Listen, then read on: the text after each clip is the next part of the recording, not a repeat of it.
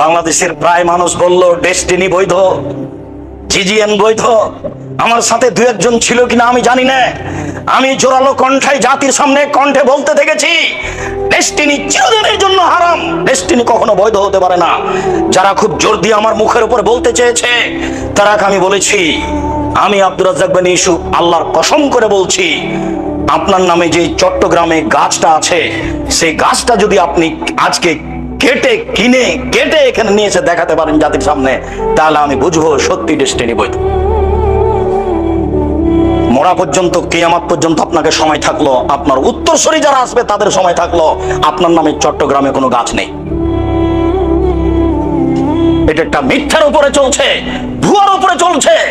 যত ইসলামী ইন্স্যুরেন্স আছে, যত ধর্মের নামে ব্যাংক হোক, ইসলামী ইন্স্যুরেন্স হোক, এই সব বিষয়গুলিতে সঠিক জ্ঞানের অধিকারী যারা, তারা এখানে নেই।